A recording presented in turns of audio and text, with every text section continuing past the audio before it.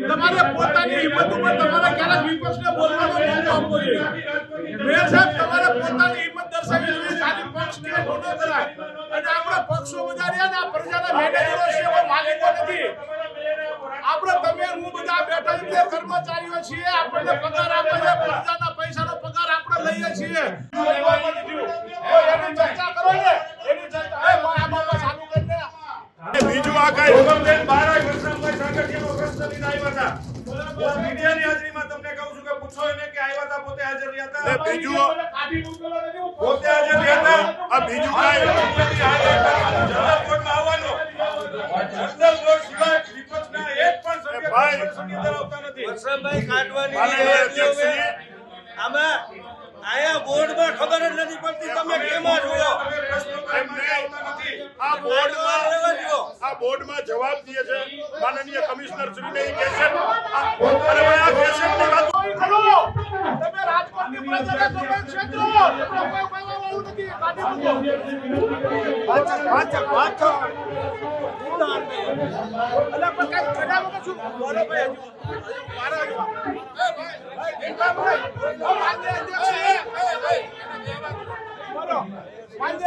મને કાઢી મૂકો છો આપ? હું બહાર જાઉં, આ લોકો મને ઉપાડી જાય, તમને વાંધો નથી ને?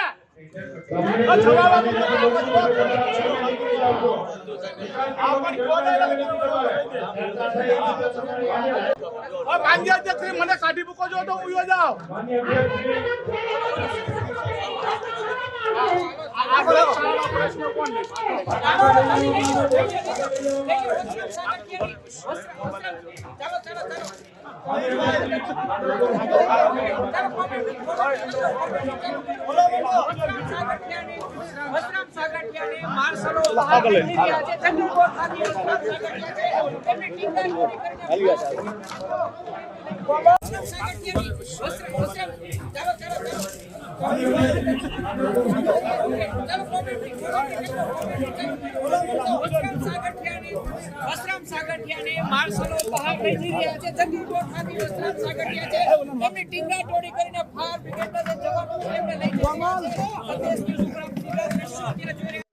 આજરોજ રાજકોટ મહાનગરપાલિકાને 51 વર્ષ પૂર્ણ કર્યા છે.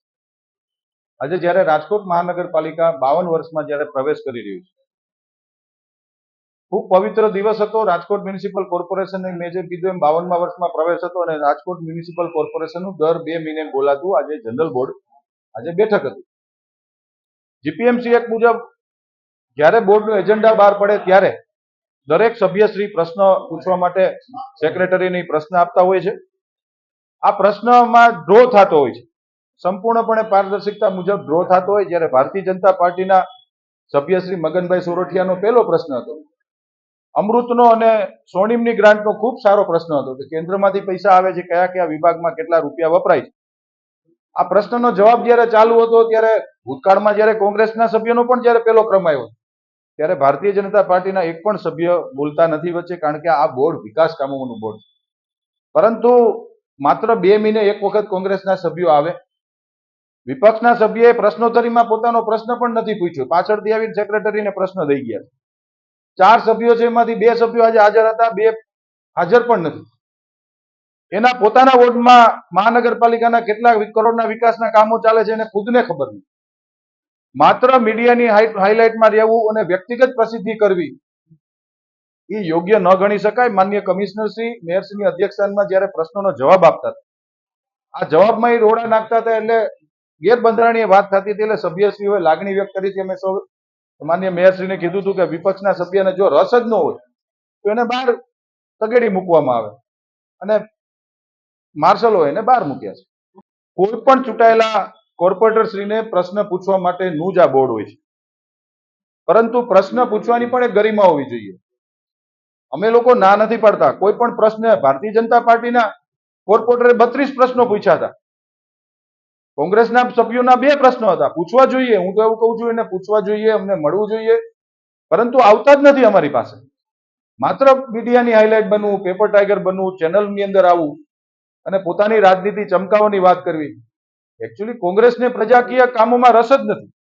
માત્ર અને માત્ર ચેનલોમાં ને પ્રિન્ટ મીડિયા અને ઇલેક્ટ્રોનિક મીડિયામાં એનો રાજકીય રોટલા શેકવા માટે વાત છે.